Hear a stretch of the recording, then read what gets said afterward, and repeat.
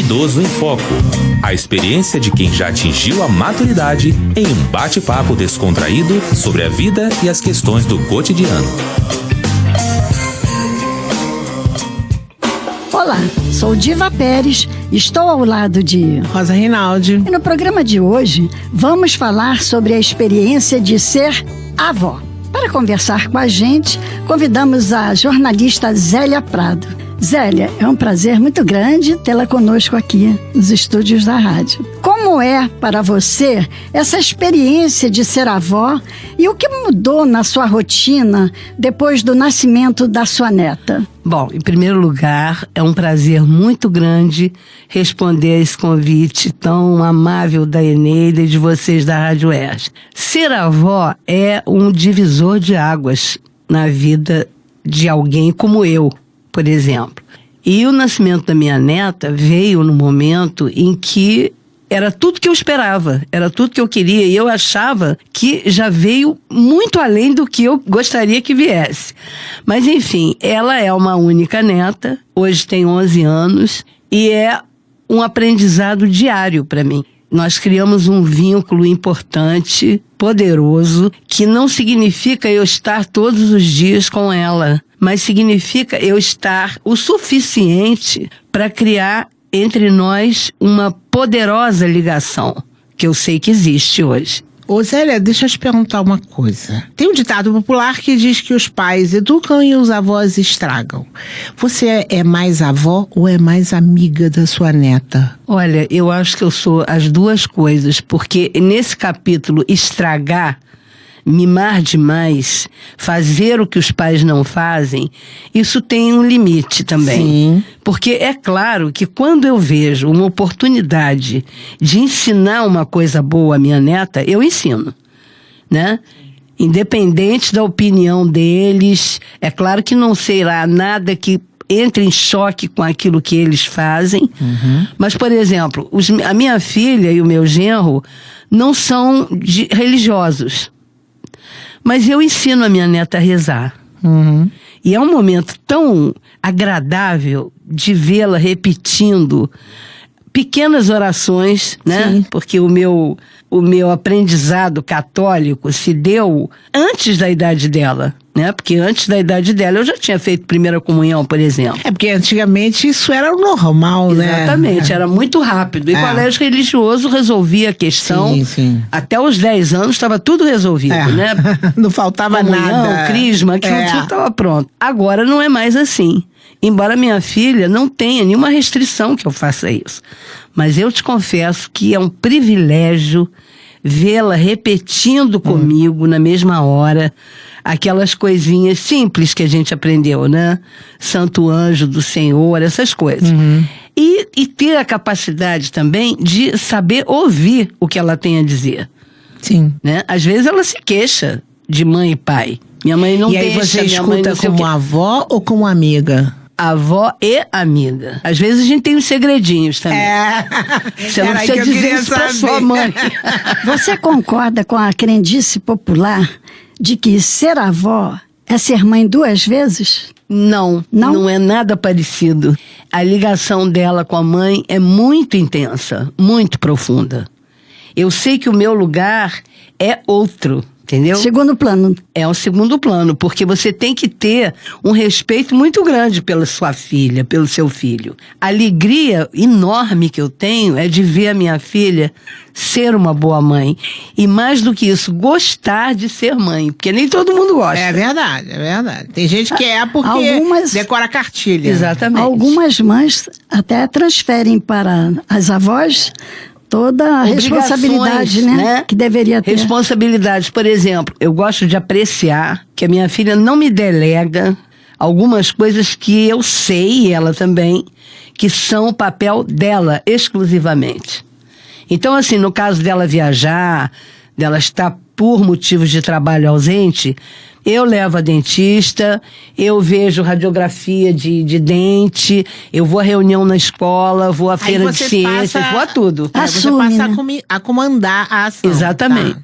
Mas só na ausência da sua filha. Na ausência da minha filha. E essa relação sua com sua filha, né? Com a mãe da sua neta. Ela mudou com o nascimento da neta? Ela mudou porque tem aí uma coisa muito interessante que acontece depois que os filhos têm os seus filhos. Me conta, que porque eu não sei. é a opinião que você tem. Até então, elas sabem tudo. Sobre tudo. Não precisam da opinião da mãe. Não precisam da opinião de ninguém. Tem essa fase que a gente vive, a gente é dona da vida. E quando se casa, então, maior ainda, né? Porque aí é o seguinte, é a dona da vida e é a rainha do lar também. Também. Agora, no momento em que nasce uma criança, o olhar para você é tipo assim, mãe, me ajuda. E agora o que eu faço? E sabem, e aprendem rapidamente. Mas a gente sente que está sendo um suporte. Entendeu? A gente, é uma coisa subliminar ali. Ela olha para você e você sabe o que ela está falando. Você passa a ser uma assessora, vamos dizer. Teu papel deixa de ser por momento de mãe. Exatamente. E passa a ser de assessora, né? É assim, quase que uma consultoria. Exatamente. Entendeu? Digamos assim, minha filha, coloca ela melhor para você amamentar. Ela imediatamente faz o que você sugere. É uma outra relação que se estabelece aí. E também aquela que é o desabafo. Ai, a Carolina tá assim, ai, tô cansada. E aí você lembra ela como ela era. Porque eu acho que a grande vantagem de você saber viver é não sofrer de amnésia. Exatamente. Você não pode nunca ter amnésia. Não se esqueça de quem você foi. Exatamente. E de quem ela foi. As histórias se repetem. É só você lembrar que você também deu esse trabalho, né? Eu acho muito interessante a Carolina, ela... Atualmente, eu fui uma contadora de histórias e companheira de teatro infantil durante toda a primeira infância dela. Toda. Era eu que levava. Esse lazer de sábado e domingo de teatro, cinema, exposição, era comigo. Porque os dois trabalham no fim de semana. E sobrava pra você. A folga deles é segunda-feira. Então, era pra mim o fim de semana. Se não estavam em Itaipava, era para mim. E nessa fase de contação de história, ela adora que eu conte história. Hoje em dia, é muito interessante o que ela me pede. Estamos almoçando e eu isolo os celulares, porque é insuportável você almoçar merece. Com uma criança e não conseguir conversar. Não, até com adulto. Exatamente. E aí, eu isolo o meu e o dela, digamos, agora eles estão ali quietos, descansando. E ela me pede muito para eu contar a ela histórias da minha vida. Olha isso. Que legal. É muito bom, né? É uma memória afetiva que ela vai criando. Vó, me conta histórias da sua vida. Assim, como era quando você era criança, o que você fazia? Ela está interessadíssima nisso. E isso criou uma iniciativa minha, que já está em andamento, de escrever. E criou um objetivo para você, para ela e também para os meus sobrinhos netos, que são os netos do meu irmão. Porque, legal isso. Não é? Ela pede tanto essas histórias e adora, ri muito comigo. Eu tenho histórias engraçadas na minha vida. E ela tá curtindo isso demais. Entendeu? Isso é muito legal. Vividas por você, as histórias. Por mim. E às vezes vividas pela mãe dela, pelo tio, pelo meu irmão, pela minha mãe. Eu tô dando a conhecer a ela os ancestrais que ela não conheceu. Sim. Né? Então você está mostrando as raízes dela. Exatamente. Né? Quem não tem raiz não existe. Não tem. Se você não tem uma história do seu passado, você... Não é? Nós fomos educados de uma forma. Nossos filhos nós educamos de uma forma diferente. E agora, com esse avanço tresloucado da tecnologia, mudou tudo. O que você sente... Qual a diferença que você sente da forma como você educou a tua filha e da forma como sua neta está sendo educada? Em que pontos você concorda com o atual ou não? Você não interfere? Não, nisso aí eu não interfiro. Por exemplo, a questão de ver programas com limite etário, né? Ela outro dia, eu sou muito noveleira. Eu vejo novela com o maior prazer. Eu não tenho esse negócio de, não vejo novela, só vejo Netflix, só vejo séries. Também vejo séries. Mas a novela eu curto muito. E outro dia eu tava lá na casa dela e a novela rolando, e eu louca pra ver a novela, mas sabendo que a minha filha não curte muito a novela das 9 para ela ver. Inadequado, né? Aí ela disse pra mim o seguinte: vó, olha lá, 12 anos, menores de 12 anos. Vó, eu faço 12 anos. Daqui a pouco. Não tem problema. Já acha que pode assistir. E o seguinte, a informação que ela tem, até certo ponto ela tem. Ela ainda não sabe direito algumas coisas muito modernas e muito inseridas nas novelas, como transexuais. Isso aí ela ainda não sabe disso. Ela só perguntou: aquela moça é um homem?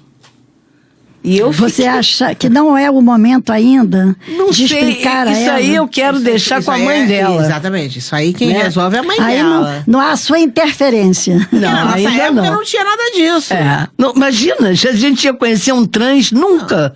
Nós, quando fomos educados, não existia isso. Não. Agora, me conta, em segredo, o que vocês duas fazem que a mãe dela não sabe? Porque vocês devem ter segredos. Não, tem. Vocês Por exemplo, aprontam. quando eu tô lá na casa, eu tô reinando. A mãe dela não vai ouvir o programa. Não. Presta atenção que você vai falar, hein? Vamos lá, continua. A universidade é sem fronteiras. A mãe aí dela no rádio também. controla muito a sobremesa dela. Muito. No quesito doce, né? E ela é louca por doce de leite. Então, quando eu tô lá... Você escorrega por baixo da mesa? Eu libero aquele doce. Tá liberado. Porque realmente olhar pra carinha dela e... Vó, eu vou pegar um pouco do doce. Mas assim, quase chorando. Eu falei: pega o doce. Vai lá e pega. A vovó tá aqui. A vovó não tá aqui todo dia, né? Vem cá, e aquelas fugidinhas nessas redes de lanchonetes famosas aí? Que tal? Não, o que tal... Você não quer leva, saber? não? Não, sabe qual é a fuga Fica liberada. da rotina dela? É um japa. É uma comida japonesa. Você gosta do sushi, sashimi? O sushi e a pizza são paixões assim.